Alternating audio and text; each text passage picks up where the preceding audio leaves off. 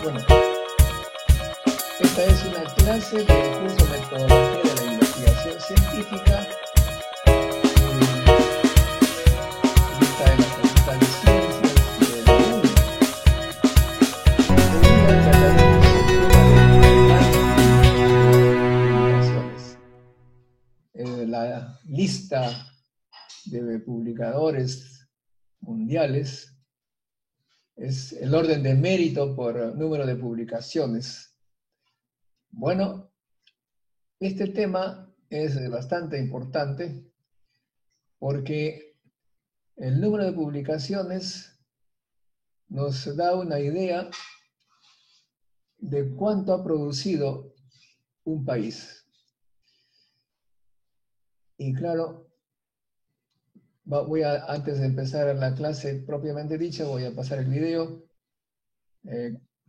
que se ha hecho sobre el tema, ¿ok?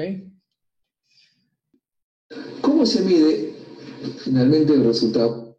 Poner la lista completa, pero ese es el resultado de la estrategia. Ok, entonces, ¿cómo se mide la producción científica y tecnológica de un país? Ese es el tema de este video que van a ver ustedes y luego opinaremos sobre ello y también, por supuesto, veremos nuestra tarea que está pendiente. ¿Ok, muchachos? ¿De acuerdo? ¿Están ahí? ¿Escuchan? ¿Ven el video? Sí, profesor. Ok, ahí va. Estados Unidos, que se está llevando los talentos del mundo. Sin embargo, ya lo dije, China le ha hecho la batalla, ya le ganó, porque China está ahora avanzado en esto. Francia y Alemania están tratando de hacer lo mismo. ¿Cómo se mide finalmente el resultado? ¿Cuáles son los indicadores de la lucha en la ciencia y la tecnología? Bueno, estos indicadores son ya reconocidos por todos. Número de artículos publicados. Hay una tasa de dependencia, que es el porcentaje de autores extranjeros en un país. Número de investigadores por cada 1.000 trabajadores de un país y número de patentes. Veamos un poco de qué se trata. Nosotros obviamente culturalmente, estamos polarizados en otros temas, el fútbol, somos el fanático del fútbol, y hace 4 años se dio la Copa Mundo en Brasil, y la revista Nature, que es la famosa, o una de las más famosas del mundo en ciencias, publicó no la Copa de fútbol, la Copa Ciencia, en el mismo mes, un poco para hacernos despertar. La Copa Ciencia de Sudamérica hizo una especie de edificios cuya altura en miles de artículos publicados nos daban la idea del número de pisos de sus edificios. Brasil tiene un rascacielos de 46 pisos, Argentina de 9, Chile de 6, Perú de 1, en cuarto lugar Colombia de 4, Venezuela de 1 con una terraza y nosotros estamos en 1.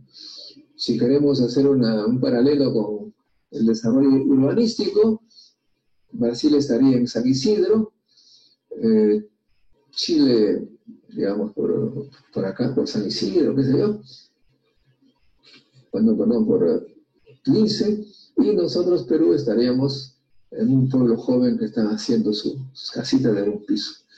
Es la realidad. Por la política que han tenido los gobiernos que hemos sufrido, ¿no? Mi abuelo decía, la prueba de que nosotros somos una raza súper selecta es que hemos resistido a todos los gobiernos que hemos tenido, seguimos vivos. ¿No? Ese es el resultado de los gobiernos que hemos tenido, estamos a la cola, incluso detrás de Venezuela que tanto se le critica. En fin, el indicador de la tasa de dependencia, dije, ¿qué cosa es la tasa de dependencia? Cuando ustedes colocan número de artículos con una institución peruana, salen, digamos, 100. Pero ¿qué porcentaje de los autores que están en las publicaciones es extranjera? Claro, porque si publicamos un artículo donde hay una institución peruana, también hay autores extranjeros. ¿Cuántos son extranjeros? Bueno, esa es la dependencia, la tasa de dependencia. Y la tasa de dependencia es liderada por Bolivia, son los más dependientes porque de sus artículos publicados, en sus artículos publicados solamente el 10% es de bolivianos. Los otros autores son extranjeros. Segundo Ecuador, tercero Paraguay, Perú está en cuarto lugar de dependencia. De los artículos que se publican con la afiliación de Perú, 30% de los autores son peruanos, el resto es extranjero. Y el menos dependiente es Brasil, el que tenía su edificio de 46 pisos, es el que de sus artículos, el 20% es autor extranjero. Bien. El otro indicador es el número de investigadores por cada 1000 trabajadores. Ahí te mide la potencia, ¿no? La potencia científica. Bueno, esta es una competencia de América del Sur, pero la revista Nature pone a 2 como referencia. Estados Unidos, por cada 1000 trabajadores, 9 son científicos investigadores. China, de cada 1000, 2 son investigadores. Pero alguien puede preguntarse, ¿cómo es que China está de par a par con Estados Unidos? Porque esta es una cantidad relativa, es un porcentaje, digamos así, de cada 1000. Pero acuérdense que China tiene, sí, algo como 2.000 millones de habitantes, mientras que Estados Unidos solamente tiene 300.000. Por esa razón, el número de investigadores en China y Estados Unidos es más o menos del mismo orden. Por eso que están de competencia. Y luego viene Argentina, Brasil, Uruguay, Chile, Venezuela, Bolivia, Colombia, Ecuador, Paraguay, y no está Perú. O sea que para la revista Nature, el número de investigadores en Perú es tan pequeñito que no entra pues, en la escala. Tendría que ser 0. El otro indicador es el número de patentes por cada millón de habitantes. Una patente es una propiedad de un invento reconocido mundialmente. La cámara que nos está grabando cuesta $2.000. Cuando uno entrega los $2.000, se arma toda una cadena de repartición de esos $1.000 entre un montón de gente que son los que han inventado alguna partecita de este aparato. O sea, el invento no es la cámara, cada partecita es un invento. Si es que un país, si es que un habitante peruano acá en Perú ha patentado ese invento de esa partecita, va a entrar plata de Perú cada vez que se vende en cualquier parte del mundo. Por esa razón es muy importante el número de patentes. Nosotros no tenemos, bueno, vamos a ver, ¿no? Pero en realidad, si nosotros somos pobres, es porque somos un país dependiente. Todo lo que compramos son inventos de afuera y tenemos que pagar por ellos. Y más bien nosotros a cambio le damos los recursos naturales. No hay una política que haya incentivado la inventiva. Entonces, Estados Unidos por cada millón de habitantes tiene 729 patentes. China tiene 112. Por la misma razón que expliqué hace un momento, como esto es relativo, el número de patentes de China y Estados Unidos en total es más o menos equivalente, motivo por el cual están ahí peleándose, ¿no? El primer lugar. Más bien Sudamérica ya es invisible, es tan pequeñito el número de patentes que está por acá. Para observar detalles hay que usar un microscopio. Ahí está el microscopio y ya vemos el detalle. Chile tiene 13 en comparación con 729, no es nada, pero entre nosotros. Chile tiene 13, Argentina 8, Uruguay 6, Brasil 5, Colombia 3, Perú Menos de uno si no fuera por Paraguay, que estaríamos en la cola. Bueno, lo peor de esta situación es lo que ha sucedido estos 2 últimos años.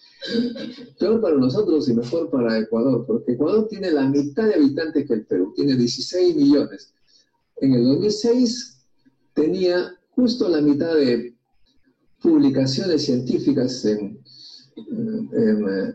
Scopus, la mitad. Nosotros teníamos algo así como 700 al año, y todo iba bien hasta que vino un gobierno inteligente y cambió la política en Ecuador para impulsar la investigación, y ahora ya están igual que nosotros, siendo la mitad. O sea que si dividimos por número de habitantes, ya Ecuador nos pasó. Es la realidad de nuestros políticos. No nos estamos comparando con Estados Unidos, sino con los países vecinos. Chile, ni qué hablar, está mucho más alto que los dos. ¿Qué hacer por nuestro país en ese campo? Dado que la ciencia y la tecnología es la fuente de riqueza de los países, tenemos que hacer algo. Por eso es que nosotros estamos dando cursos como este y organizando todo lo necesario para innovar, para promover la investigación, la publicación, la inversión, la innovación, promover la investigación en ciencia y tecnología. Y obtenido en el Perú, ¿no? Y de repente, y bueno, mejor dicho, analizar si es que se va a dar o se podría dar un posible rebrote de casos en el Perú. Para esto, yo lo he organizado de 2 maneras. Les voy a mostrar el Excel para que se pueda ver mejor. Aquí he logrado obtener, no sé si se puede ver, en nuestro país, la cantidad de situaciones totales. Perdón, les voy a mostrar todo. La fecha, los casos confirmados, las muertes, los casos recuperados, los total de test realizados, los test negativos realizados, los test positivos, y bueno, los tipos de prueba, ¿no? En un primer momento, si ven esas NA que se puede ver en el cuadro, es porque los primeros reportes no votaban estas cantidades, solamente votaban ciertas cantidades como eran los test negativos, positivos, ¿no? Total, etc. Entonces, todo lo que he logrado recuperar, porque en la sala situacional he logrado ver que no hay un formato del todo de los datos, ¿ya? Y he logrado recuperar todos los datos más posibles que se haya podido. Aquí les voy a mostrar un resumen, perdón, aquí, en el que tengo por fecha, a partir del 6 de marzo, los casos confirmados y los test realizados. Y aquí les estoy poniendo la cantidad de test realizados, pero de manera acumulada. Entonces, estos son la cantidad de casos confirmados por día y los test realizados por día, ¿no? Una manera, para que sea más entendible, por ejemplo, para el día 9 de marzo se realizaron 38 pruebas, de las cuales 3 fueron positivas. Y para esta fecha, para el 9 de marzo, se realizaron 318 pruebas hasta ese día, desde el primer día que se obtuvo el primer caso de coronavirus. Entonces, yo he logrado seleccionar todos estos datos. Tenemos los casos confirmados y los test realizados de la misma manera, la manera acumulada, desde el día 6 de marzo hasta el día 13 de julio, que fue el día de ayer. Entonces, teniendo estos datos, ¿qué es lo que podemos ver?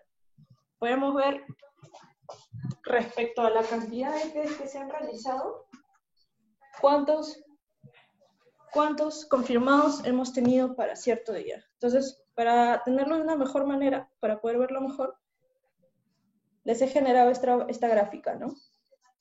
Y en esta gráfica podemos ver lo que les comentaba, ¿no? Aquí está lo que también se pedía, ¿no? La cantidad de casos que se ha tenido por día versus, que es la que está de color azul, son los casos confirmados por día, versus la cantidad de pruebas que se realizaron en ese mismo día, ¿no? Por ejemplo, para aquí, para el día 13, fue el día lunes, se realizaron 18.448 test y se obtuvieron casos positivos, mejor lo vemos acá, o mejor dicho, los casos confirmados fueron de 3.797. Ahora, les he generado otra gráfica con el fin de poder tener una mejor visión, que es esta de aquí. En esta de aquí, aquí tenemos, por ejemplo, la cantidad de casos confirmados por día a nivel general, ¿sí? ¿Qué es lo que podemos deducir, observar a simple vista? Vemos que hemos logrado una meseta, como ya se vio, para el 31 de mayo, ¿sí? Y progresivamente ha ido bajando. Estuvo bajando, pero como sabemos, a partir del 1 de julio ya se acabó la cuarentena y empezó la reactivación económica. Entonces, con esto, ¿qué es lo que estamos notando? Que la curva se está manteniendo constante. Incluso, más adelante, ahora les voy a mostrar otra manera un poco más, viendo la media, de que para estos últimos días está yendo en aumento. Entonces, yo de otra manera que he podido ver estos casos es sacando una media del total. Si sacamos una media del total, es esta la cantidad de casos. Hasta el día de hoy, en promedio hemos tenido 2.539 casos por día. Entonces, ¿qué pasa si nosotros sacamos esta media por semanas? Considerando la primera semana desde el día que empezó la cuarentena, decretada por el gobierno, que fue el 16 de marzo. Si empezamos desde ahí, se ve que la media obviamente va a ir aumentando. Si nos vamos hasta la semana que hay este cruce con el 1 de julio, que empieza ya la reactivación económica, sí, notamos que bajó, porque aún tenemos días que incluyen aquellos que teníamos cuarentena. Pero ¿qué notamos acá? Que de la semana 16 a la semana 17 hemos tenido un aumento de casos. ¿Qué es lo que creen que para esta semana entonces se espera? Porque si se dan cuenta, la semana 17 fue del 6 de julio al 12 de julio, donde hemos tenido aprox unos 50 casos más o menos. Entonces, si nosotros nos basamos en estos resultados obtenidos, la idea es que esta diferencia haya sido menor. Pero ¿por qué vamos a hablar de un posible rebrote? Porque los números nos lo dicen, pues, ¿no? Hay un aumento. Y es muy posible que la media, o es lo que se estima, que la media de esta semana 18 sea igual, sea cerca de 3.450 casos, probablemente. Y eso es lo que nos indica que sí, probablemente se podría dar el rebrote. Y con esto, ¿a qué también va a afectar? A la reactivación económica. ¿Por qué? Porque si ya se está presentando, el gobierno va a llegar a dos puntos, ¿no? O continuamos con la reactivación, o simplemente dejamos que la gente muera, ¿no? Para decirlo así fríamente. Porque creo yo, con estos datos que tenemos hasta ahora, se puede deducir que el rebrote se va a dar. Y por ende, el gobierno puede decretar nuevamente una cuarentena. O simplemente ampliar tal vez la reactivación, y si se tenía pensado abrir el 20 de julio ya los restaurantes de manera con un aforo del 40%, tal vez esto ya no se dé y se pueda dar de acá a un mes más, ¿no? Entonces caemos en ese posible riesgo y concluimos de que sí, efectivamente, con los datos que tenemos se podría dar un posible rebrote. No sé si tienen alguna consulta, pregunta. A ver, muchachos, ¿alguna pregunta?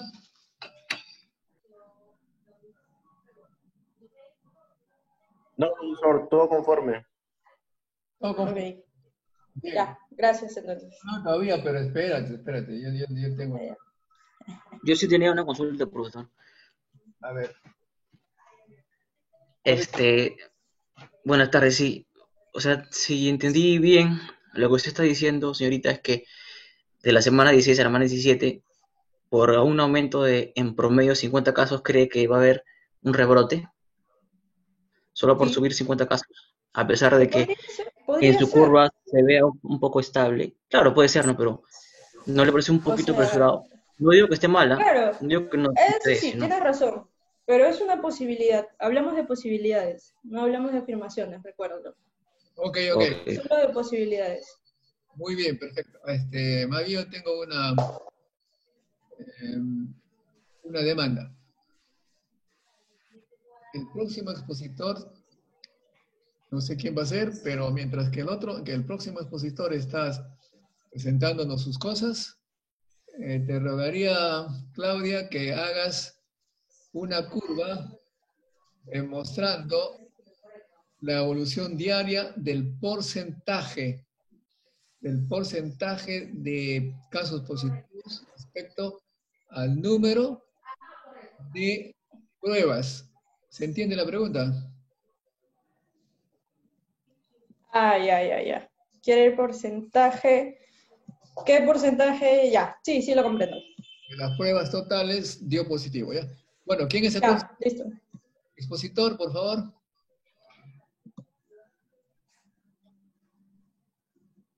El próximo expositor.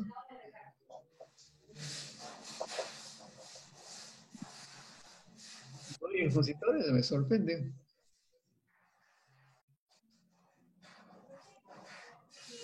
¿Nadie ha hecho su trabajo?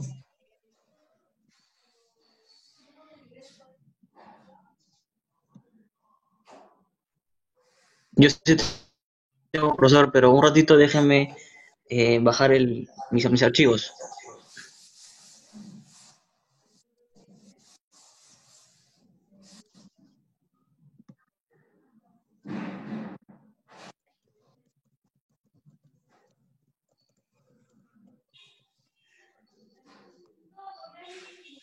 A ver.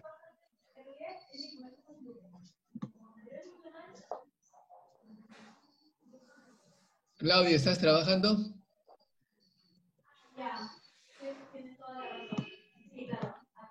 ¿Perdón? ¿Estoy trabajando en lo que ahorita me ha pedido? Sí. Ya, perfecto, lo bonito, ¿ah? Tu gráfico, etc. Porque Ya. Profesor, lo que se trata es un rebrote, obviamente se va a notar cuando el porcentaje de las pruebas te da positivo, porque hemos visto, y ustedes parece que no, hasta ahora no señalan claramente eso, el número de positivos obviamente oscila correlacionadamente con el número de pruebas. Entonces ahí, si yo tengo, por ejemplo, el domingo hay poca prueba, va a haber pocos positivos. Eso se puede resolver convirtiéndolo a porcentajes, ¿no? Y también hay otro tema importantísimo, es cuántos días después del levantamiento de la cuarentena va a haber, digamos, las muertes. Las muertes es muy importante porque las muertes son los indicios. No me ha presentado Claudia tampoco el número de muertes. Y podríamos incluso también poner el porcentaje de muertes. No, eso no, solamente el número de muertes, ¿no? Como si nosotros aceptamos la hipótesis que después de 10 días más o menos que alguien se contamina, bueno, hay un periodo de tiempo que se va a morir, eso se va a notar claramente después del levantamiento de cuarentena, va a haber un pico. Ok, entonces ya estamos. El siguiente. profesor, sí, quería mostrarle la curva que estaba pidiendo. Soy Flavio Terán, de mi grupo. A ver si puedo compartir pantalla o todavía. Estamos esperando, ya a ver. Ya, a ver.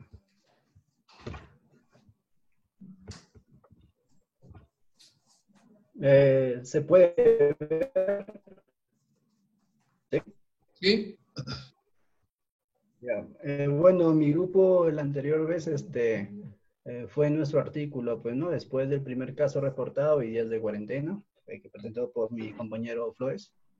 Entonces, lo que usted pidió en esta última semana fue acerca de las pruebas que se habían hecho, las pruebas totales.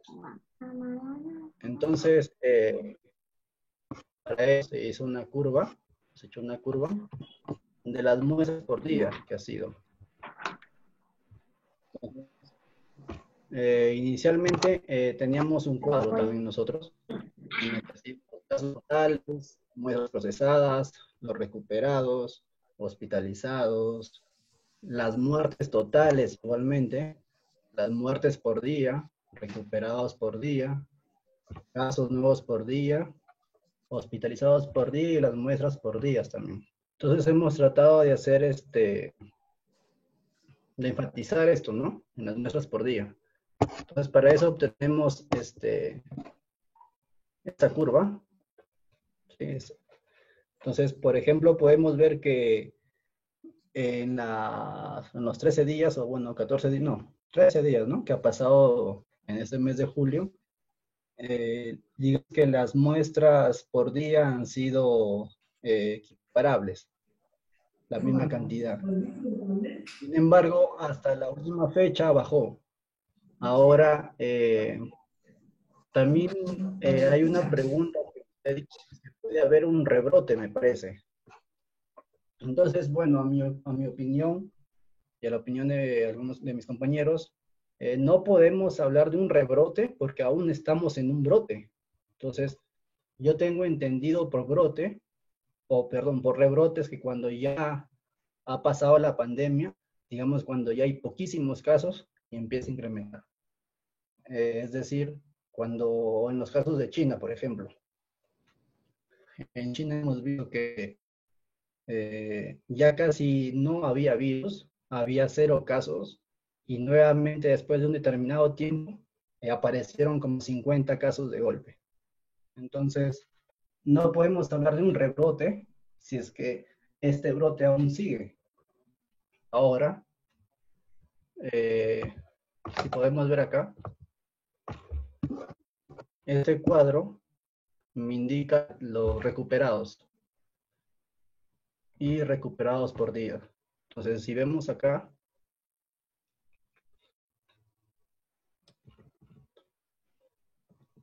vemos que los recuperados, ¿sí me escuchan, no? Sí. Vemos acá que los recuperados hasta el día 13 de julio hay 3.897, mientras que los casos nuevos que se están dando es de 3.797 hasta esta fecha. Y ha ido bajando. Bueno, claro, en algunos casos los recuperados han sido menos, pero por décimas, ¿no? Entonces, lo que podríamos llegar a una conclusión es que, claro, puede haber siguiendo más casos, ¿no? ¿Por qué? Porque ahora las medidas como que lo la economía se ha reactivado y la gente está saliendo, pues, ¿no? Necesita trabajar. Hasta la fecha del 13, vemos que hay más recuperados que infectados, que casos nuevos. Entonces, hasta ese punto, digamos que podríamos decir que ha habido un control. Ahora, las probabilidades de que la cantidad de virus, o bueno, de pacientes infectados aumente, ya lo vamos a ver aquí a fin de mes, lo menos, ¿no? Entonces, como conclusión, no podemos hablar de un rebrote si el virus aún sigue, porque el virus todavía brotando. No es que ha pasado, no es que ha pasado, que ya no hay casos activos para hablar de un rebrote, ¿no? Esa es nuestra opinión. No sé si hay algún comentario respecto a eso. Bueno, Flavio, mira, a ver, es importante que nos demos cuenta de que las presentaciones tienen que ser con curvas. Las curvas es importante, no las tablas. Para una mejor visión, para una mejor comprensión, hay que poner curvas. No has presentado tablas nomás. ¿Ok?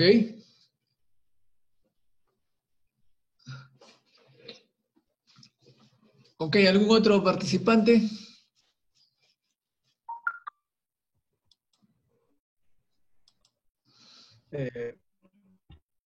Se me había cortado la señal de internet.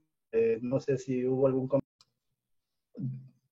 Como parte de la clase le voy a pasar la conferencia de la entrevista de la doctora Fabiola León Velarde, que tiene que ver con la necesidad de publicar de los científicos, que son ustedes. Ustedes tienen que publicar, porque el Estado está preparando una carrera, un cuerpo de investigadores, y que ustedes pueden obtener grandes ganancias, altas remuneraciones, dependiendo del número de publicaciones, de patentes y de libros, ¿ok? Entonces les voy a pasar la entrevista de la doctora Fabiola León Velarde para que ustedes sepan de qué se trata. Y también, por supuesto, como parte del curso, van a opinar sobre ello. Ok, vamos a ver.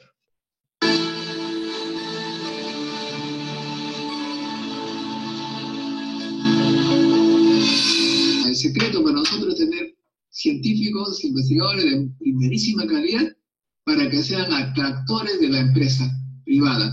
Y precisamente hablando de este tema, tenemos, me parece ya, a la doctora Fabiola León Velarde, que presidenta del CONCITEC, que tiene justamente la idea de cómo atraer científicos de primer nivel a los laboratorios, a las universidades peruanas. No sé, doctora Fabiola León Velarde, si usted ya está con nosotros. Sí, Modesto, ya me encuentro aquí. Buenos días, un gran gusto estar con este selecto grupo que siempre aporta muy importantes sugerencias para el desarrollo de la ciencia y tecnología en el Perú. Y por supuesto mi saludo a Modesto, que permanentemente nos anima a pensar que la ciencia, si no desarrollamos más ciencia y tecnología y apoyamos más a los investigadores, poco futuro nos espera para el Perú. Bueno, precisamente te decía por WhatsApp, ¿no? No sabía, pero te hacemos recordar que nosotros, en el Encuentro Científico Internacional, este es un teleencuentro científico internacional, dado que no podemos reunirnos, pero es una ventaja porque nos permite reunir gente como Pierre María O'Donnell, que ha sido director del Fermilab, conoce mucho de estos temas, y nosotros, desde que empezamos el encuentro, teníamos esa idea, y promovimos y logramos con mucho éxito que en los años 90 apareciera en la Constitución el famoso artículo 14 del Estado, de la educación científica y tecnológica en el país. Este artículo ha servido justamente para dar una serie de leyes de promoción de la ciencia y tecnología, y lo que nos interesa ahora es el tema de cómo atraer científicos a los laboratorios. El CONCITEC tiene un proyecto, pero también hay voces contestatarias de este proyecto. ¿Nos puedes explicar cuál es la idea, por qué se oponen a este proyecto de atracción de talentos, por favor? Sí, muchas gracias, Modesto. Es un paréntesis, y me saludo a María O'Donnell. Nosotros hemos participado el año pasado en un directorio de Fermilab con la intención de tener un acuerdo para enviar científicos al Fermilab y trabajar todo el tema de altas energías, porque somos conscientes que esa formación es útil para diversos campos en la sociedad y para tener la posibilidad de que nuestros científicos trabajen en laboratorios de esa naturaleza. La pandemia nos ha complicado un poco todo porque además habíamos destinado algunos recursos para esto, pero en fin, vamos a ver cómo lo retomamos. Con respecto a tu pregunta, nosotros desde el CONCITEC hemos desarrollado dos, diríamos, estrategias para poder retener a nuestros científicos. La última es el programa de incorporación de talentos que hemos generado y hemos llamado a concurso con la participación del Banco Mundial. Este es un crédito, un programa de préstamo del Estado peruano por $100 millones, que nos ha permitido repatriar a casi 200 investigadores y también incorporar algunos científicos extranjeros, más o menos 40% extranjeros para generar algunas capacidades nuevas y 60% de peruanos. Y son 57 universidades que han concursado, universidades, instituciones públicas, diferentes actores que han reincorporado a estos investigadores. Lo hemos hecho con la preocupación que efectivamente hemos perdido a muchos investigadores por las condiciones heterogéneas que tienen para trabajar en el Perú y porque ya hemos perdido no menos del 20% de los repatriados que fueron traídos al Perú por el programa de Innovate y por el programa del CONCITEC que se llamaba Magnet, el programa anterior. Entonces, ante esta preocupación hemos reformulado la incorporación de talentos y lo que queremos trabajarlo es alineándolo a otro importante instrumento que sale de la Ley de Promoción del Investigador Científico. Como ustedes saben seguramente, en mayo del año pasado se aprobó, después de mucho trabajo, esto han sido 2 o 3 años de trabajo con el Congreso de la República, la Ley de Promoción de Desarrollo del Investigador Científico.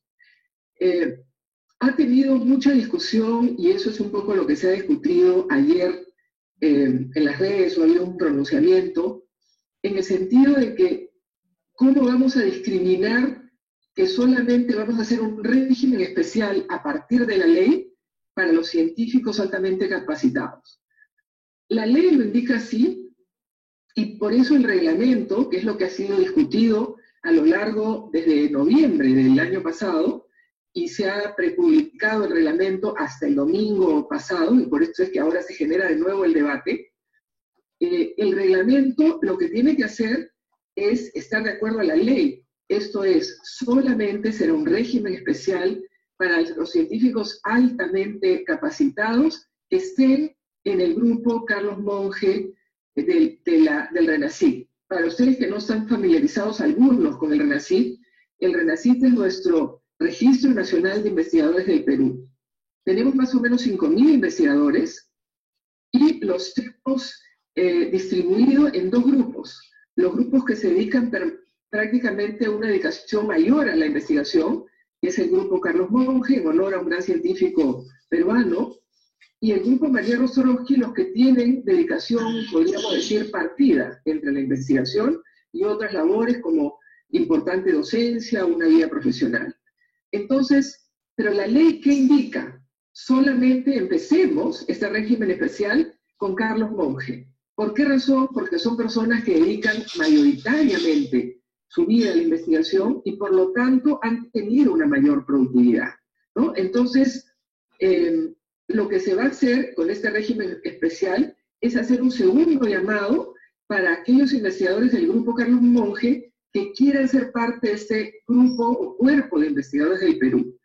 Y así vamos a tener estos investigadores que van a tener una mayor seguridad financiera y salarial y vamos a hacer concursos especiales para ellos, en áreas, obviamente, estratégicas para el desarrollo del Perú, pero sin descuidar, por supuesto, las ciencias básicas.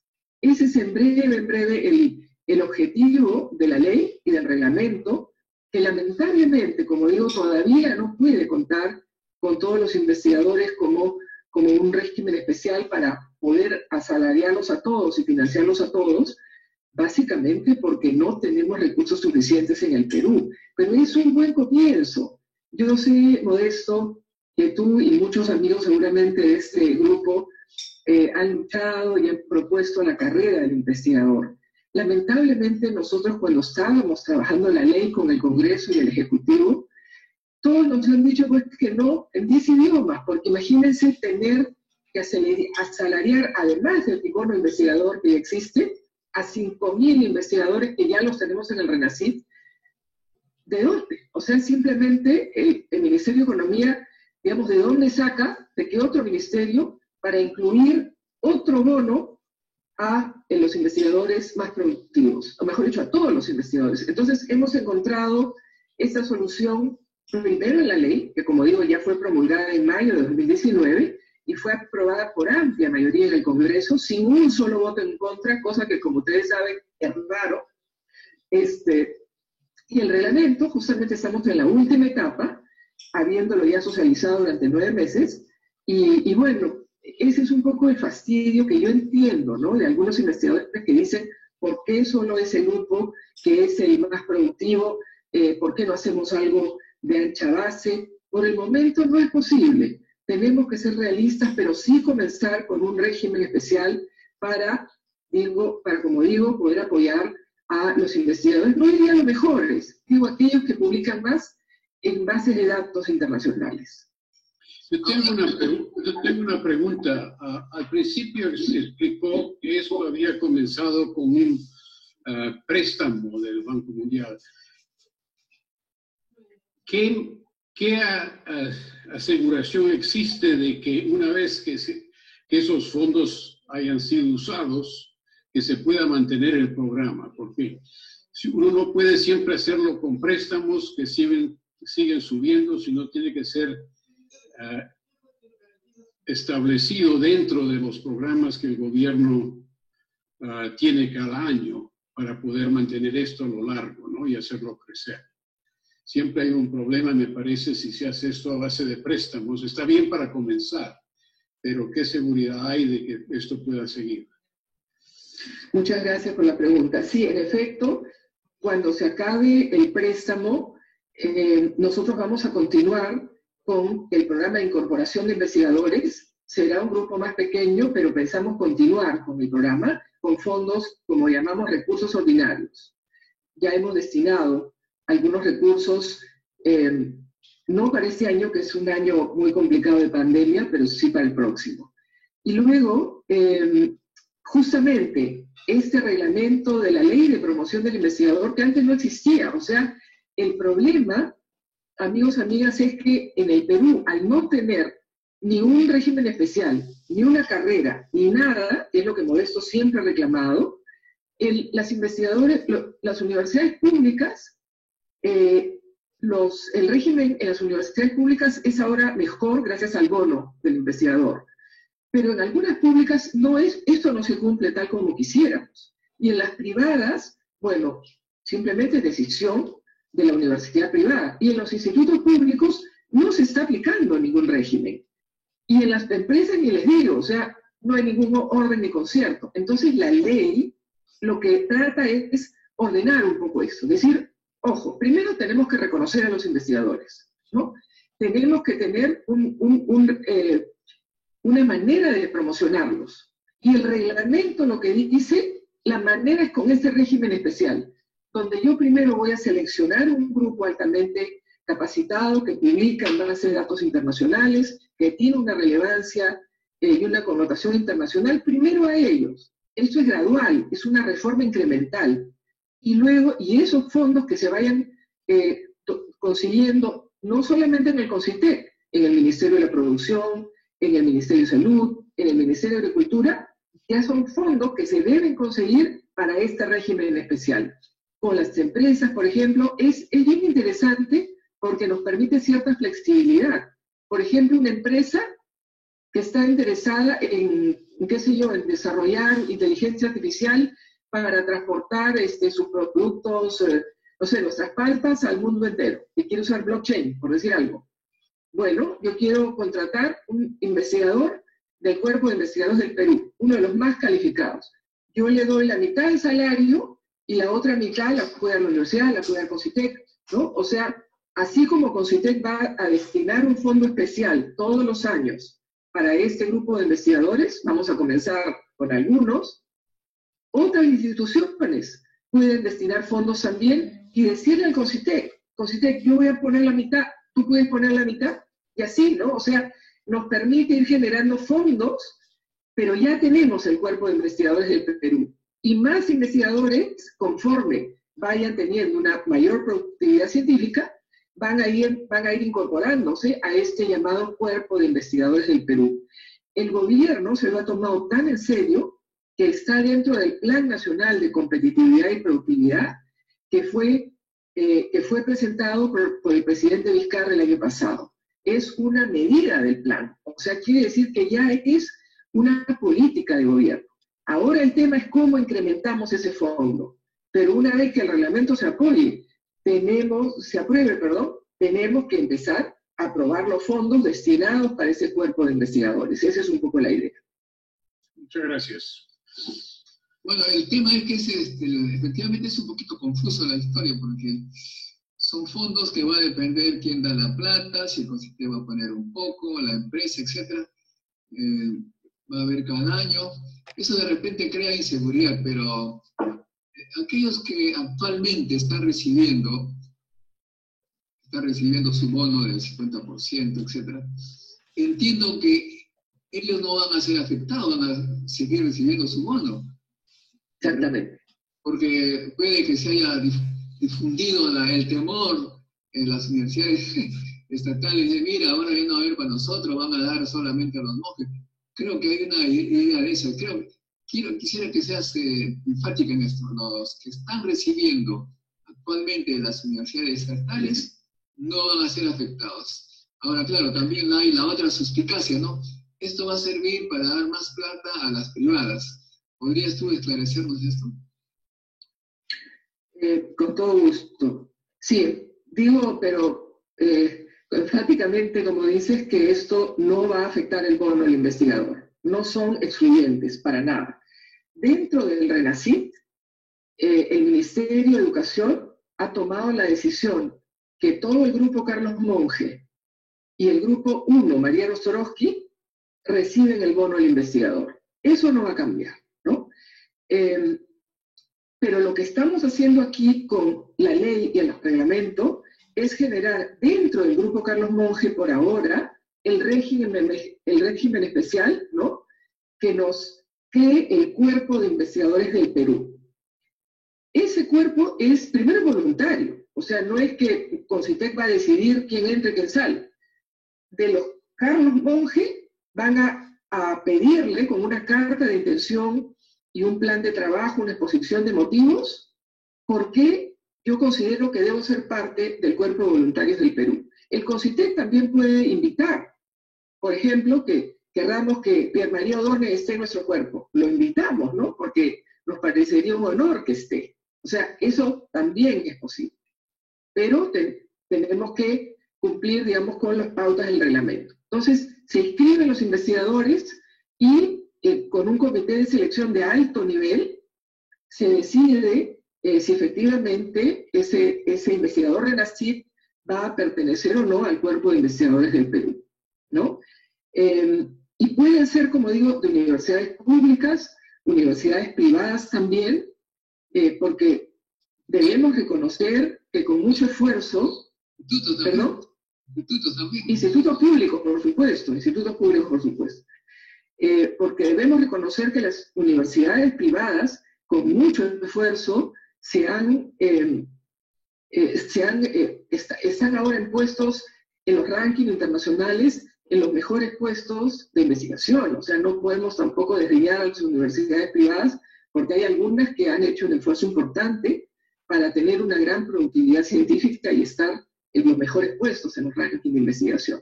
Entonces, como digo, puede ser universidades públicas, privadas, institutos de investigación. ¿Cuánto sabemos que los institutos públicos de investigación requieren mejorar enormemente su salario? Y has tocado un estupendo punto, Modesto. Entonces, vamos ahí, en ese cuerpo de investigadores, empezamos a tener investigadores que ya hemos calificado. También en ese comunicado hay parece una confusión, de repente no hemos sido lo claro que debíamos.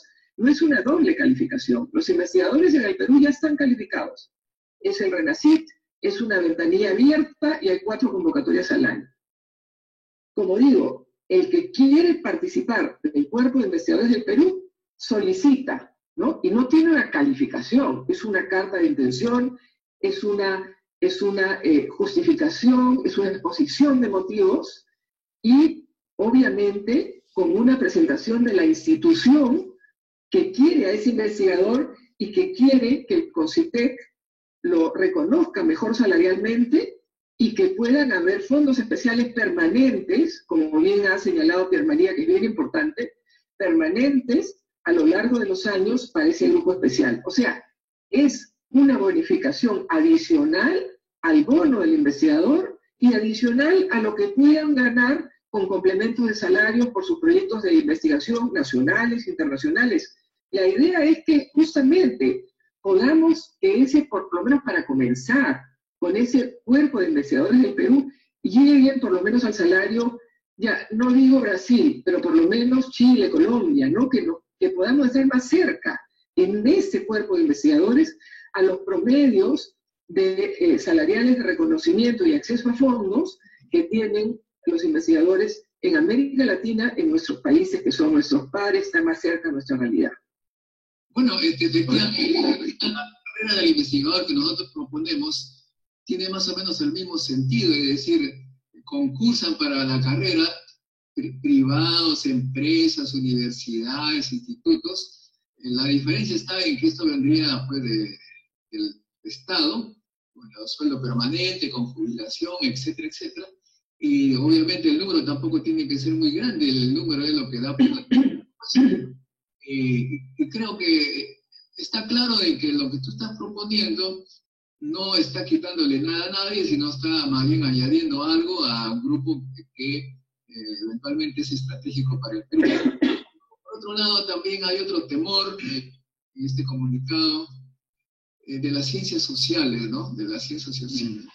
Efectivamente, en los países desarrollados, como Japón, etcétera, incluso están cerrando facultades de ciencias sociales.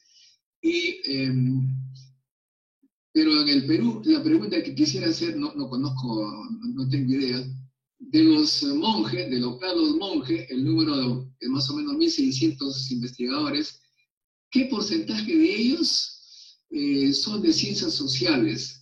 Yo entiendo que los de ciencias sociales publican un montón de revistas de saga, de todo tipo. Entonces la pregunta es, Carlos Monge, ¿qué porcentaje es de ciencias sociales y de ciencia dura, digamos, entre comillas? Sí, buena pregunta. Lo primero quiero brevemente sobre la carrera del investigador. No sé si recuerdan, amigos, amigas, que la primera ley de promoción que empezó a presentar el Congreso de la República anterior se llamaba carrera del investigador. Lamentablemente eso tuvo una respuesta negativa del Ejecutivo por los costos permanentes, como tú mismo has dicho, que generarían. Y entonces se decidió que para el Perú no tendríamos una carrera como tal, con costos permanentes y de jubilación, sino una carrera basada en el mérito y la productividad, más bien caso Chile, Uruguay, no caso Argentina, México. En fin, se piensa que para el Perú eso sería sumamente costoso. Por esa razón es que cuando trabajamos ya en mi gestión con el Congreso de la República, cambiamos el concepto de carrera a promoción, porque sabíamos que no iba a salir. Entonces, como dicen, de lobo un pelo, ¿no? Empecemos por algo y después a lo mejor logramos una carrera. Entonces, eso antes de contestar tu pregunta, en Carlos Monge tenemos 12% de investigadores del área de ciencias sociales y humanidades. Quiere decir que hay investigadores que están publicando en bases de datos internacionales y por otro lado, hemos también hecho en el RENACYT para la calificación una suerte de equivalencia que a algunos les ha gustado, a otros no. Eso ha tenido, digamos, diversas opiniones también cuando hemos socializado el RENACYT, porque sabemos que en el Perú y en otros países, sin duda, hay, por ejemplo, historiadores de primera línea, sociólogos, por supuesto, que publican en libros, pero en libros con editoriales serias, ¿no? Entonces, y a veces un trabajo de 2 o 3 años. Entonces, claro, no van a tener 40 artículos en Scopus o en Web of Science, pero tienen un trabajo de investigación serio. Entonces, tenemos equivalencias y ellos podrían también, con su producción científica internacional, llegar al grupo Carlos Monge. Ya lo están, 12%, ¿no?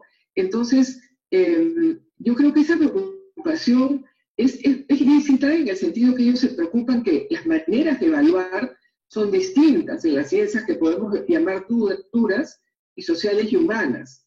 Pero cabe mencionar también, y cosa que creo que no han sido muy conscientes, el reglamento RENACYT para ser calificado incluye también una parte donde dice, si tú no estás de acuerdo con tu calificación, tú apelas y puedes tener un comité ad hoc de evaluación por pares. Por ejemplo, digamos un físico teórico o un matemático que se ha ganado la medalla Fields, ¿no? Pero que ha publicado, no sé, 10 artículos en super revistas internacionales. Dice, bueno, yo no tengo 40, como el ámbito de ciencia de la salud, donde hay una mucha mayor productividad. Pero ¿cómo? Pues yo he ganado la medalla Fields, ¿no? Estoy poniéndome en un ejemplo. ¿Por qué no soy Carlos Monge 1? Bueno, él puede pedir su comité ad hoc, donde sus pares nacionales e internacionales lo evalúen y digan, sí, ese señor tiene una condición especial, Carlos Monge 1. Eso también dice el reglamento.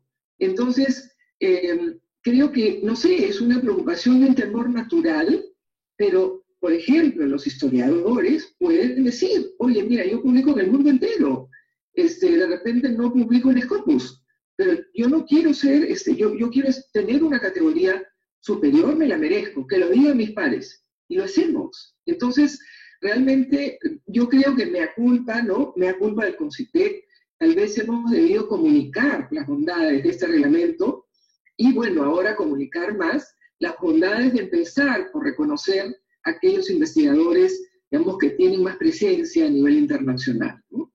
Pero también entiendo que para Monge se reconoce revistas nacionales que están en Cielo y en la TINDEX, o no es así, cosa que pueden hacerlo muy fácilmente los científicos sociales.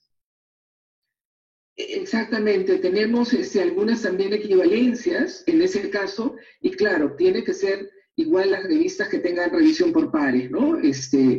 Y que estén, por ejemplo, en la TINDEX catálogo, no en todo la TINDEX. O sea, hay alguna rigurosidad para estar en ese grupo, pero como bien lo mencionas, es verdad que también es posible estar en ese grupo, ¿no?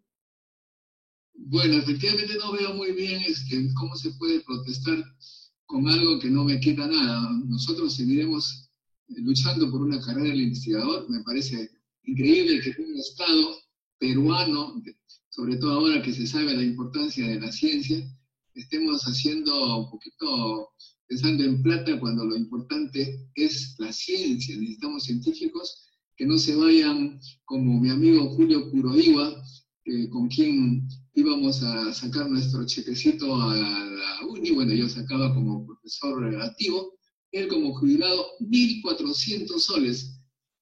Julio Kuroiwa era considerado en algún momento entre los 100 mejores científicos del mundo, y por no tener una carrera se iba con 1.400 soles, que gracias a sus hijos, a su hijo Julio Jr., Kuroiwa Jr. podía subsistir. Creo que esa es la necesidad por la cual nosotros estamos luchando. Es un paso, efectivamente, pero seguiremos en esta carrera. Por ello es que convocamos a los científicos para que se unan en el partidolaciencia.com, que hará que el Estado invierta en algo importante, en algo vital, que es la ciencia. No puede ser que en un país donde haya alguien que gana un bono de 200.000 soles de productividad, o congresistas, o abogados, fiscales, etcétera, ganan fortunas y se esté regateando carrera para gente que, como ahora está evidente, ¿no? Son muy importantes para defendernos de pandemias y para avanzar por el desarrollo del Perú. No sé, ¿alguna pregunta? Tienes mucha razón, Modesto. Como digo, es una reforma incremental, pero lo que has dicho sobre la carrera y la seguridad futura del investigador es bien importante. Gracias por mencionarlo.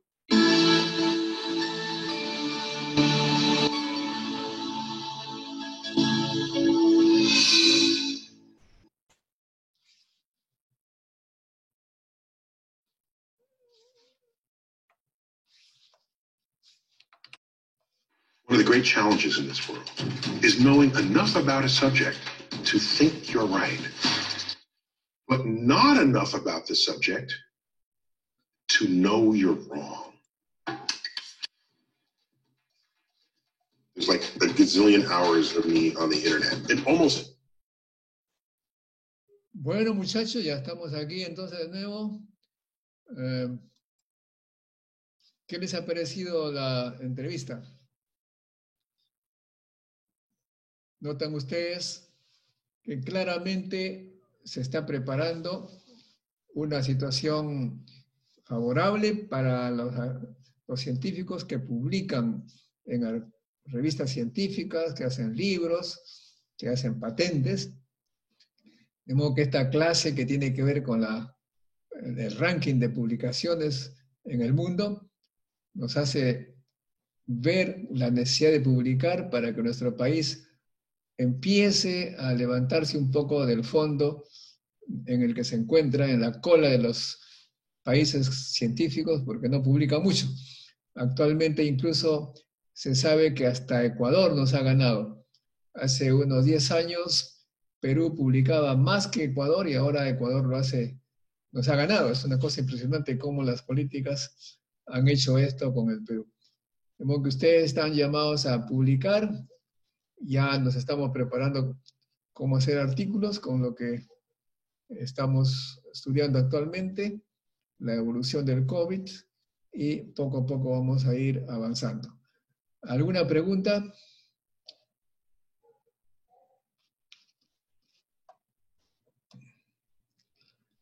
Soledad, Elvira Soledad, ¿ha levantado la manito? Dígame, Soledad.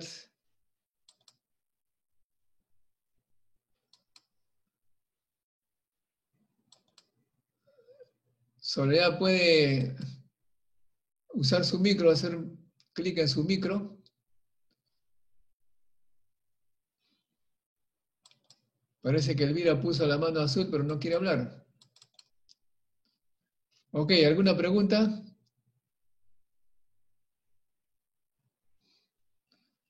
Fausto Zapata. Aprenda su cámara para poder vernos.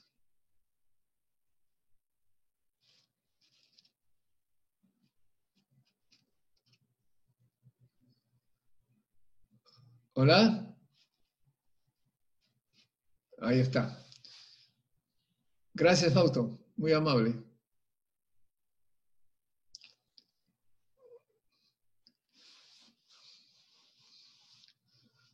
Profesor, Sí.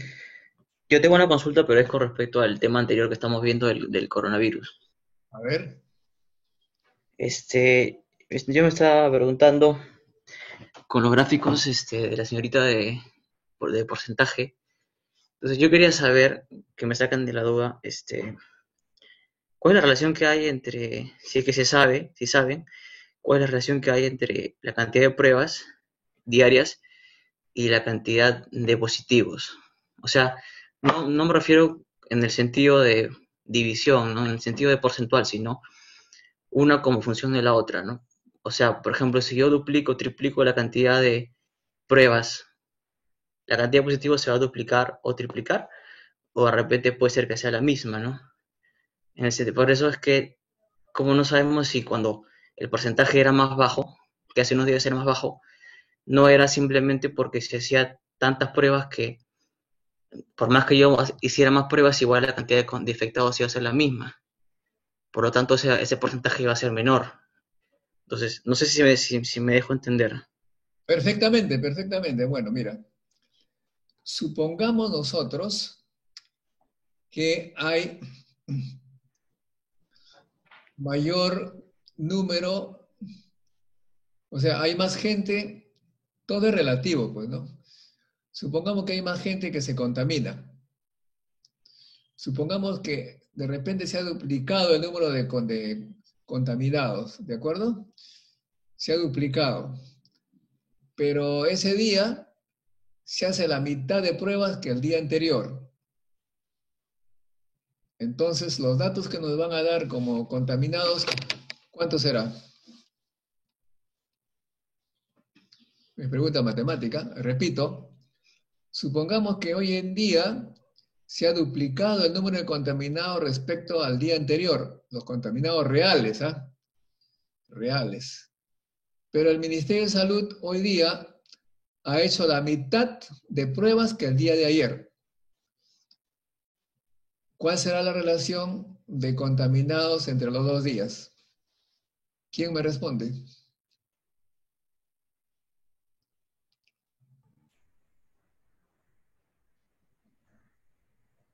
Va a ser 1. Claro, o sea, va a ser, van a decir, miren ustedes, no hay ningún aumento, seguimos estables, ¿no? Ajá. Es falso porque hemos dicho que en la realidad hay el doble. Y lo que ha pasado es que se ha hecho menos pruebas, porque los positivos es una cosa estadística.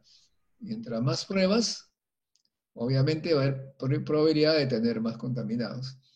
Entonces eso no es un indicio, no es un indicador objetivo. Tiene que ser, para saber si es objetivo, tiene que ser porcentaje de contaminados respecto al número de pruebas.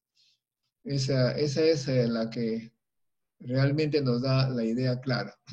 Claro, pues, Sí, pero no, o sea, pero ¿cómo sabemos que efectivamente se han duplicado los casos? Eso no sabemos. no. O sea, lo que yo iba más que nada era,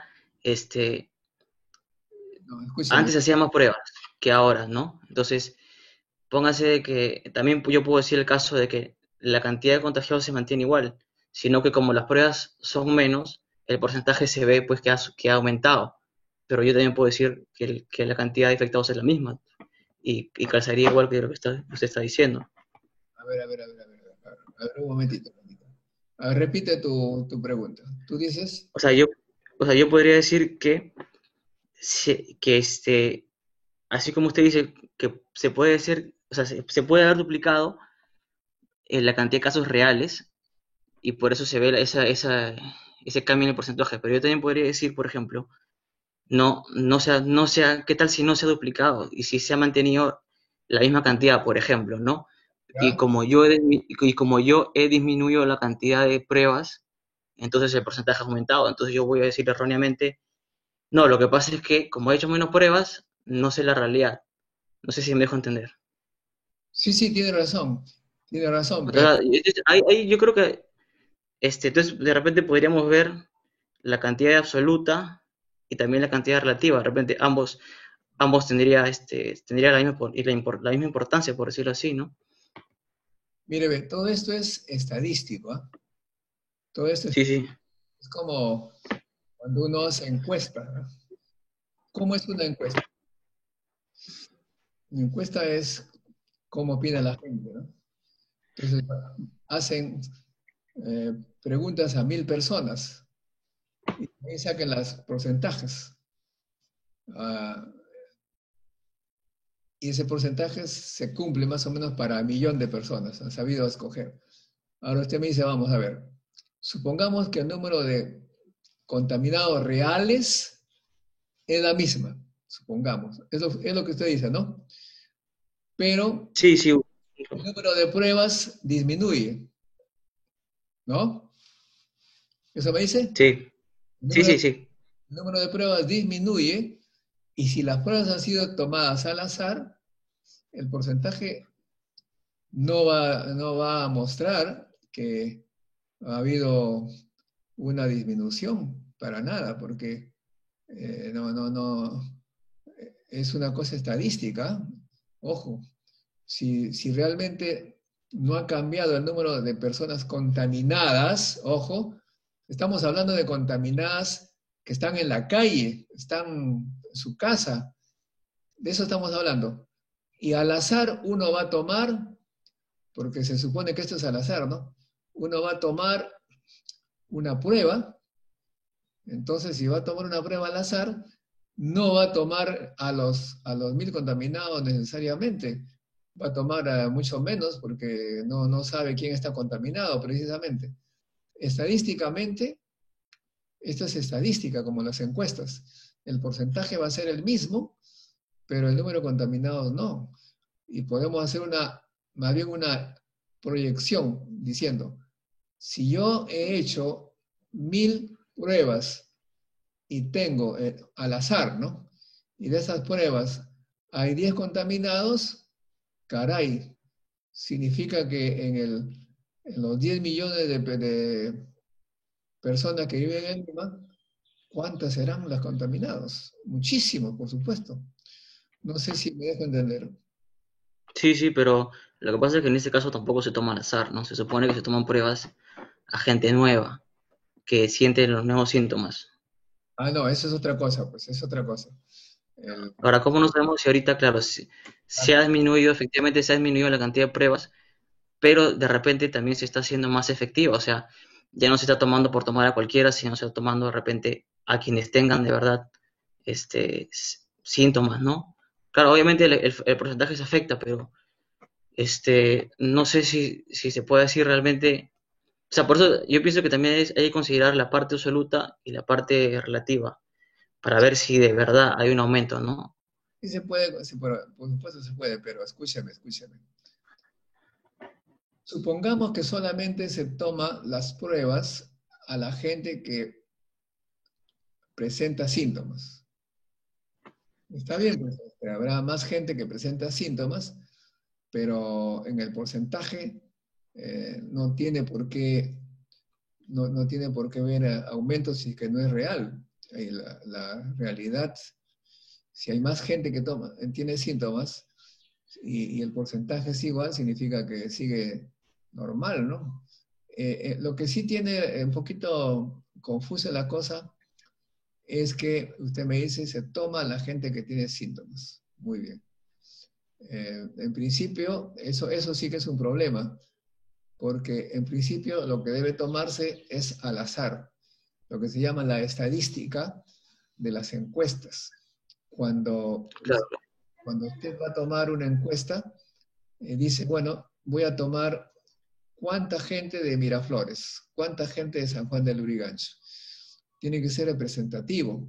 En Miraflores de repente habrá 2 millones de personas, puedo tomar 20 personas. En Lurigancho hay 3 millones, entonces tendrá 30 personas. Le preguntaré al azar. Eso es lo que se llama la representatividad. En este caso estamos asumiendo que todos los que se someten a la prueba están en las mismas condiciones. Bueno, puede ser que aquellos que se presentan síntomas o aquellos o en general, lo ideal sería al azar. En los países desarrollados se toma al azar y también a los que están con síntomas. Claro, sería bueno que el Ministerio de Salud nos dijera, miren, de los que han presentado síntomas, estos dieron positivo. Los que hemos tomado al azar, estos dieron positivo. Eso no sé si estará en la base de datos del Ministerio de Salud, porque eso sería lo correcto, ¿no? Pero no debe caber duda que el porcentaje es en realidad el más objetivo. O en todo caso, si se pone el número total y se pone al lado el número de pruebas, también se puede ver esa relación, ¿no? O sea, siempre tiene que ser comparado con el número de pruebas. ¿Ok? Sí, pero está bien, sí lo entiendo. Sí, yo también creo que la parte porcentual es bastante objetiva, ¿no? Sino que eran ciertas dudas que tengo, nada más. No, Gracias. tiene razón.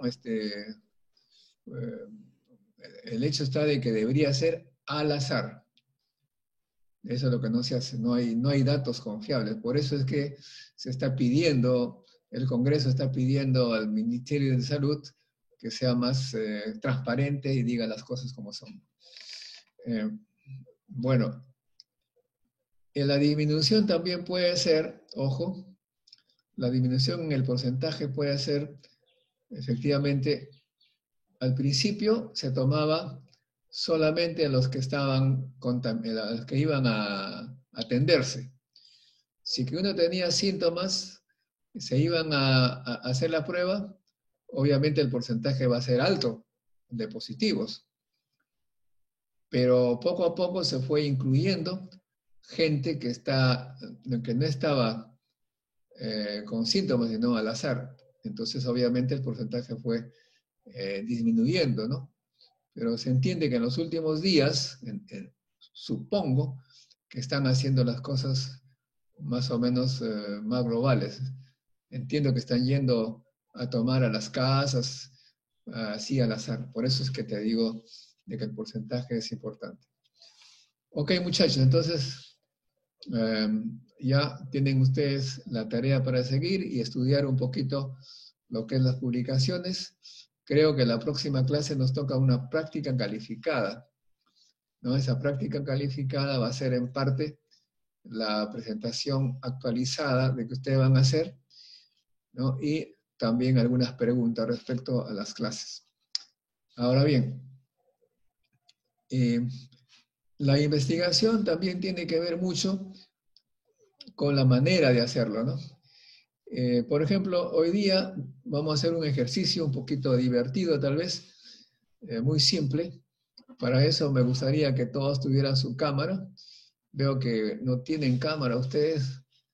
¿Por qué? Porque lo que quisiera es que respondan en un minuto de respuesta, ¿no? ¿Por qué les gusta la ciencia? Y luego haremos un análisis estadístico de ello. ¿Ok? ¿Están de acuerdo o no? Se entrenan, ¿eh?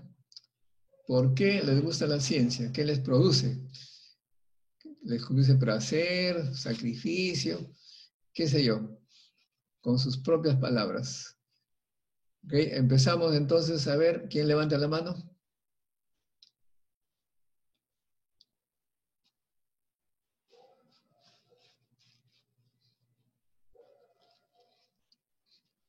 Pero tienen que poner su camarita, pues por lo menos, ¿eh? Empezamos entonces por... A ver, usted dice, yo soy tal persona, mi nombre, mi apellido, y estoy en la escuela de computación, qué sé yo, y me gusta la ciencia por tal razón, ¿ok? Ok. ¿Ya? ¿Listo? Ya, yo soy Julio Flores, de la UNI, de la Facultad de Ciencias, y me gusta la ciencia, pues me gusta acumular conocimientos y la curiosidad es lo que me motiva, ¿no? En todos los aspectos, ya muy aparte de física, que es mi carrera, me gusta saber de biología y algunas cosas de química. Gracias. ¿Y tu curiosidad cuándo la notaste? No recuerdo bien, creo que de los 5 años. ¿Cómo se manifestaba? Porque siempre me gustaba jugar con mis amigos en el parque y siempre me agarraba todos los animalitos, los insectos que encontraba y me gustaba verlos con mi lupa. Y me di cuenta, ¿no? que algunos eran diferentes. Las flores también me gustaba verlas, las veía, me las comía a veces cuando era niño y me gustaba verlas con mi lupa. Y ahí supongo que ahí me entró la curiosidad, ¿no? Es lo que más recuerdo. Ah, muy bien, muy bien. ¿Otra persona?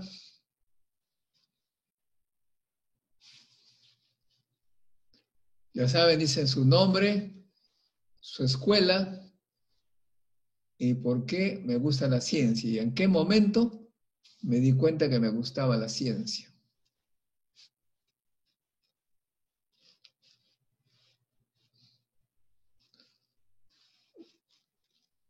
A ver, Carlos Espinosa, Mancilla. Sí, profe, buenas tardes. ¿Tienes cámara o no? No, no tengo cámara. Pero por lo menos deberías poner tu foto. La vez pasada le dije que todos deben poner por lo menos su foto para saludarlos cuando lo vean en la calle. Bueno, a ver, cuéntanos, Carlos Alberto. Ok.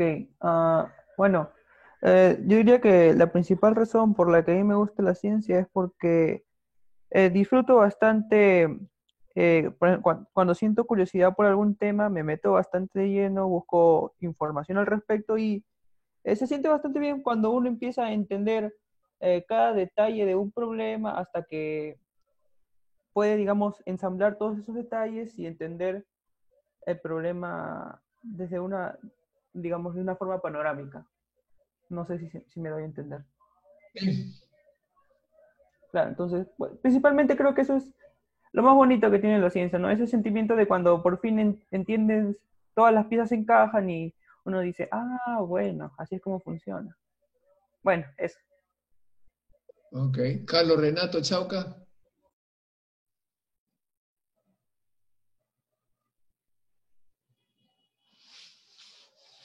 ¿No está Carlos Renato Chauca? Claudia Huacac.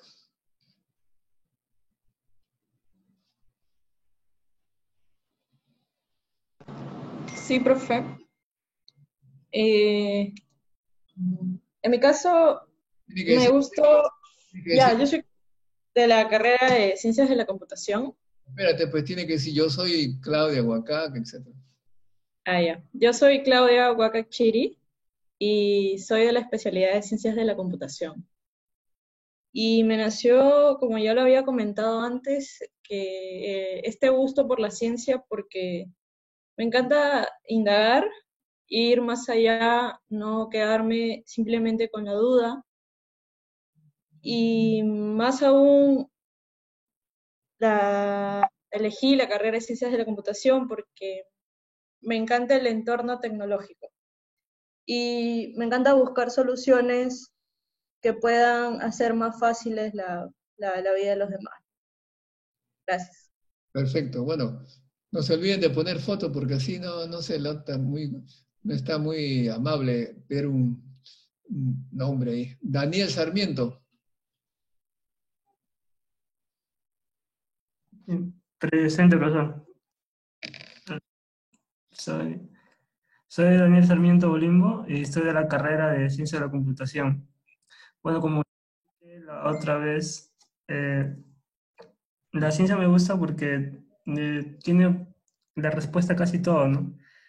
Me comenzó a gustar la ciencia desde, bueno, por curiosidad, siempre fui curioso desde el colegio, en los problemas de matemática, de física.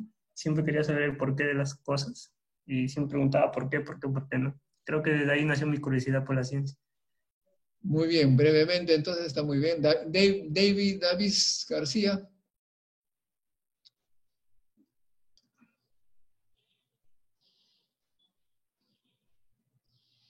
David García.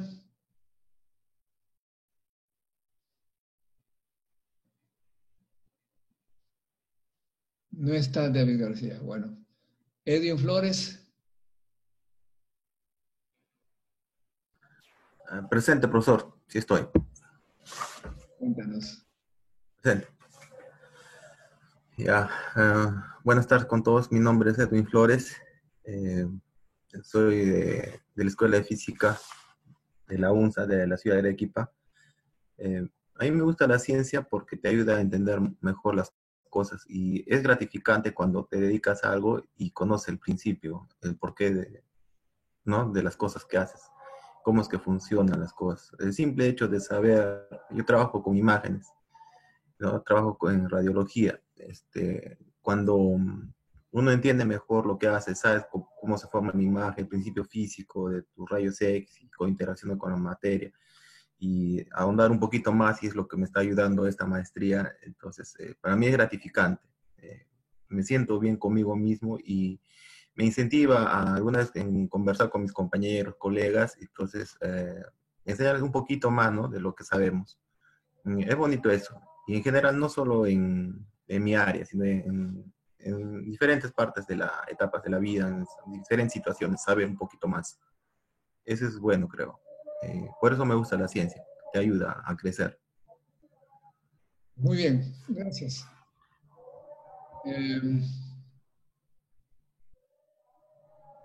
¿Quién viene ahora? Flores es ZL. ZL Flores, ¿quién es ZL Flores? Creo que ya participó, profesor. ¿Ah? Ya participó en Nancy, el compañero, creo que fue el primero. Ay, ay, ay, es cierto, es cierto. Fausto Zapata.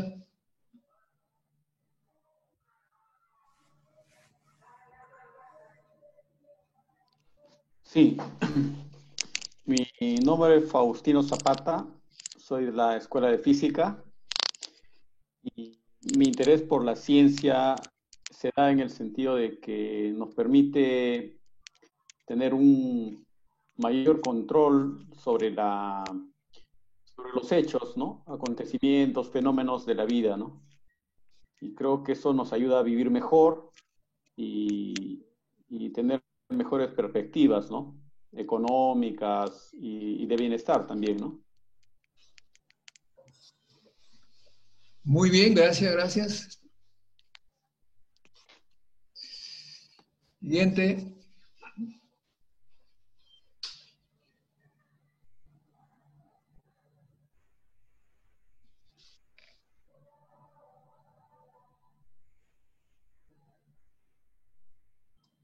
Fernando Loaiza.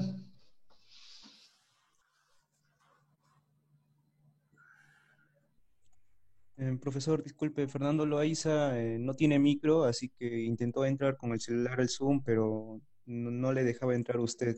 Por eso es que no puede hablar. Ah, bueno. Flavio Terán.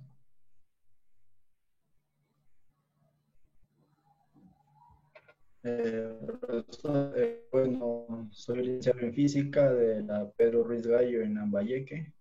Bueno, me gusta la ciencia, elegí física porque me gusta estar investigando, analizando, aprender también, ¿no? Creo que todos los físicos estamos en constante aprendizaje, en saber más de poco que sabemos.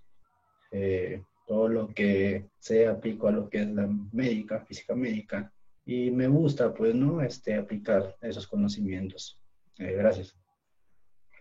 Muy bien, Flavio.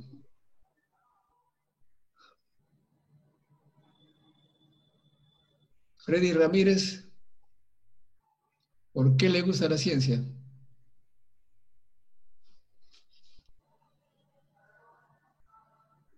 Profesor, buenas tardes. Mi nombre es Freddy Ramírez. Soy egresado de la Escuela Profesional de Física de la Universidad de Lambayeque. Y la ciencia me gusta porque, a mi entender, es la única forma de producir conocimiento verdadero, y este conocimiento en la mayoría de los casos es aplicable y ha desarrollado mucha tecnología de interés y que ha mejorado la calidad de las personas grandemente. Justamente esa es una de las principales razones por las cuales la ciencia es de mi interés. Gracias. Muy bien. Y Saúl Llamo.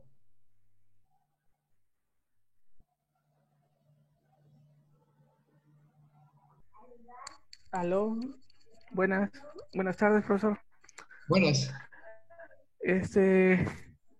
Bueno, yo soy Isaúl Llamo Torres, egresado de la Facultad de Física de la Universidad Nacional Pedro Ruiz Gallo. Y me gusta la ciencia porque realmente es nos brinda bastantes expectativas con respecto a los conocimientos y poder llegar a una verdad, a llegar a la verdad, una verdad absoluta, realmente. Gracias. Muy bien. Jesús Cóndor.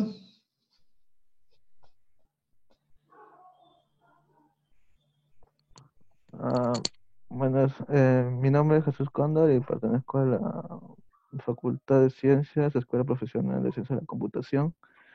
Bueno, sí, me gusta la ciencia porque hay mucho que investigar y bueno, a mí me gusta ser, como soy muy curioso, es muy gratificante ver cuando uno haya la respuesta, ¿no? A las dudas que tiene, ya sea investigando, preguntando, o de alguna una otra forma, cómo ver cómo haya la respuesta, ¿no? Básicamente eso no sería mi respuesta. Muy bien, Jesús. Juan Carlos Mío. Buenas tardes. Hola. Sí. Ya, a ver, yo soy Juan Carlos Mío Barturén, soy de la Facultad de Ciencia, en específico de la carrera de Matemáticas. Y bueno, a mí me gusta la ciencia porque me causa curiosidad saberla y además que cambia la manera de pensar y ser más analista, que a la hora de que toma decisiones es para beneficio propio.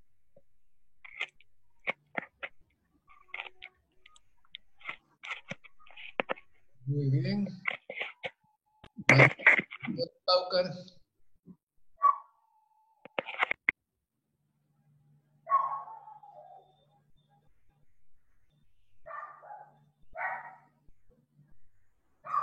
Aquí está Manuel Paucar.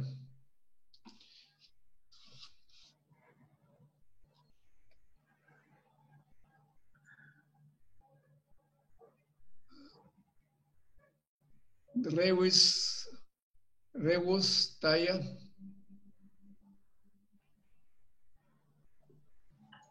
Buenas tardes, profesor. Yo soy Ribos Erwin Taya Chiquitas, de la carrera de Ciencia de la Computación, de la Facultad de Ciencias de la UNI.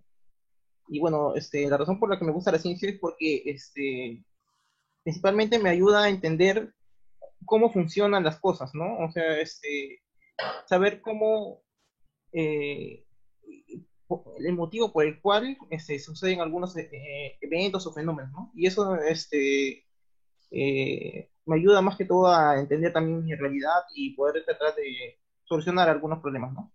Eso sería mi razón por la que me gusta la ciencia.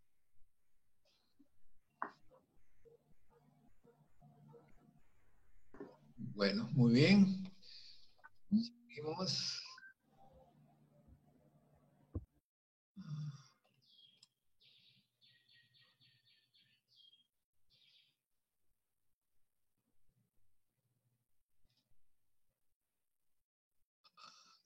Ricardo Kumura.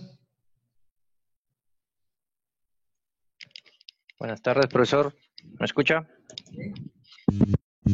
Bueno, yo soy Ricardo Kumura, licenciado en física de la Universidad Nacional Pedro Ruiz Gallo de Lambayeque. Bueno, me gusta la ciencia porque poder entender lo que ocurre a tu alrededor, poder demostrar y poder aplicar el conocimiento que surge y poder ayudar a la gente, ¿no? Por eso es lo que me gusta la ciencia, ¿no? Más que todo eso. Gracias.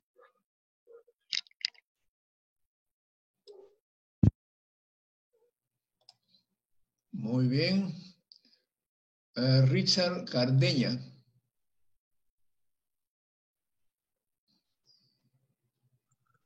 Profesor, buenas tardes, ¿me escucha? Sí.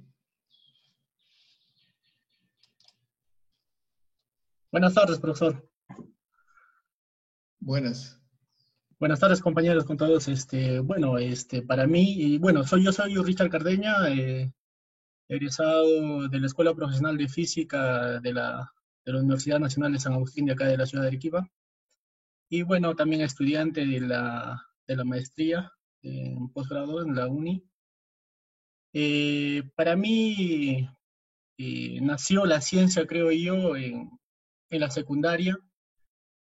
Y creo que también por la curiosidad por lo que sucedía mediante los fenómenos naturales que sucedían en el entorno y poder interpretarlos, creo yo, era en ese momento la razón o era mi inquietud para poder interpretarlo o poder sacar algún tipo de solución, ¿no? Eso para mí creo que fue algo importante para mí.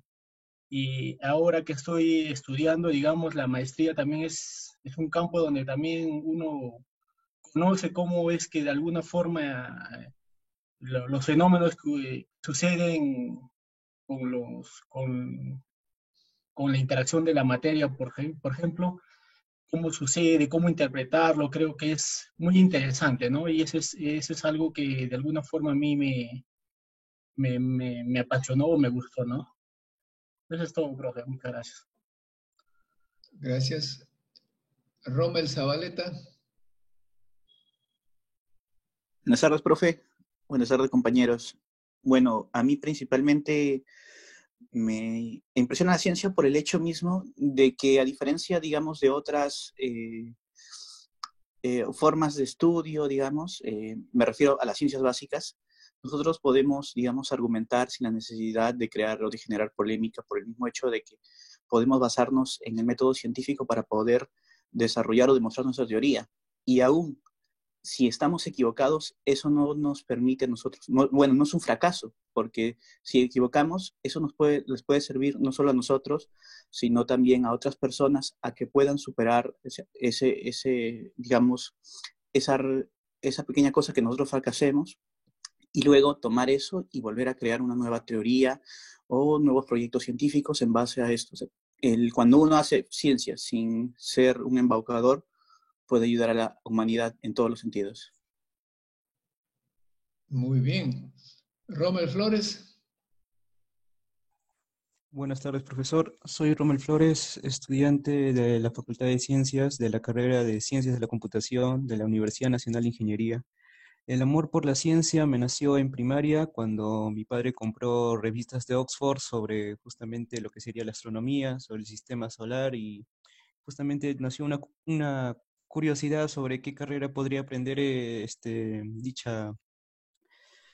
dicho contexto, tema, así que pensaba postular para física, pero también al mismo tiempo me gustaba la computación, así que pasé ese amor de la ciencia que también tenía por la astronomía, la computación, y decidí postular a la carrera de ciencia de la computación. Eso sería todo. Muchas gracias. Muy bien. Víctor Ponce.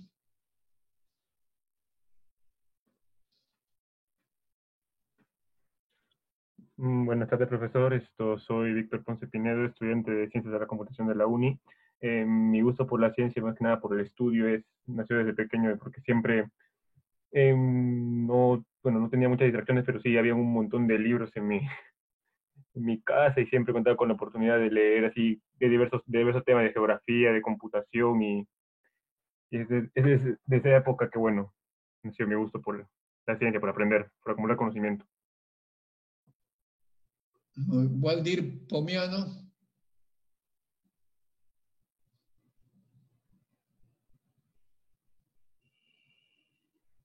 Waldir.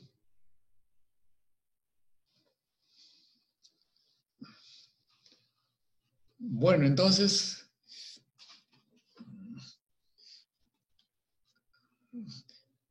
de lo que se escucha, claramente uno puede concluir que la curiosidad científica es aquella que tienen las personas por querer saber, comprender, hacer cosas reales para ayudar a la gente, etc.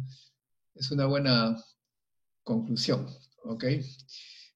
Sería bueno también que ustedes vean en la internet ese tipo de asuntos que tienen que ver con la curiosidad científica. ¿Y por qué la gente pierde la curiosidad científica? ¿Cuál es el mal que les produce esa eliminación de la curiosidad?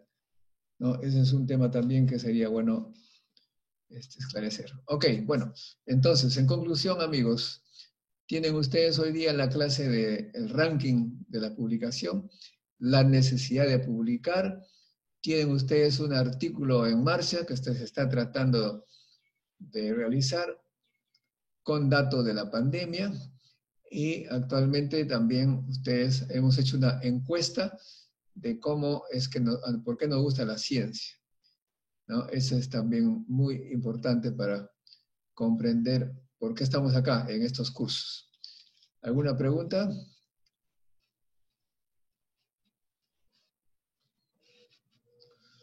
Bueno, si no hay preguntas, ustedes van a hacer su tarea hasta las 6, que es el término de la clase, la práctica. La práctica va a ser muy sencilla. Ojo, que ustedes van a ir avanzando para la próxima clase, que es la práctica. un informe en forma de artículo de lo que estamos trabajando, pero hasta las 6 quisiera que me presenten, por favor, la curva de evolución del COVID, una sola curva nada más, en una figura, lo más explicativa posible. Una curva que puede ser el porcentaje, el número total, el número de muertes, la variable que ustedes quieran, de todas las que tienen a su disposición, la variable que ustedes crean conveniente, y van a hacer esa figura con los ejes, qué cosa hay en el eje horizontal, qué cosa hay en el eje vertical, cuáles son las conclusiones de esta curva que estoy haciendo, qué significa, cuál es la proyección, qué puede pasar. ¿Está claro o no? Pueden hacer preguntas, antes de pasar a la práctica. Profesor, una consulta. No quedó claro, profesor. ¿Podría repetir todo, por favor? ¿Perdón? Profesor, una consulta. ¿Podría repetir, por favor? ¿Grupal o individual? Individual, porque se trata de una sola figura. Cada persona hace una figura de todas las variables que crean conveniente. Alguien puede poner simplemente número de pruebas, ¿no? Cómo ha ido evolucionando el número de pruebas, qué ha pasado. Otro puede ser muertes, otro puede ser, qué sé yo, todas las variables. Y van a dar su interpretación de la forma como evoluciona esa curva. ¿Se entiende? Profesor, ¿se le enviamos a su correo o lo habilitará en el Classroom? No en el Classroom, porque yo tengo que poner nota ahí en el Classroom. Ahí Profesor, solo una de las curvas, ¿no, profesor? Porque en mi grupo, cuando hicimos el trabajo, nos repartimos, ¿no? Cada uno hizo sus curvas y podemos tomar de nuestras curvas hechas, sacar más información, ¿no? Claro, cada uno hace la curva que más se ha familiarizado, de repente la curva que ha hecho, qué sé yo. Una sola curva cada uno. profesor, podría ser para la noche, porque, por ejemplo, en mi grupo, que somos 4, yo soy el único que está acá y porque los demás están trabajando. Y bueno, voy a tener que avisarles y hasta que lo hagan, no sé si puede ser hasta la noche. Ay. Bueno, en principio la clase termina a las 6 y hay una práctica, ¿no? Hay una práctica. Bueno, pero como estamos en estos problemas, vamos a poner que sea hasta las 12 de la noche. Cada alumno, una curva bien hecha. Vean cómo se hacen curvas en la web, qué sé yo. Coordenadas, leyenda, título. Y en la leyenda ahí se pone qué es lo que nos está mostrando la curva. Cuál es la razón por la que tiene tal forma, ¿sí?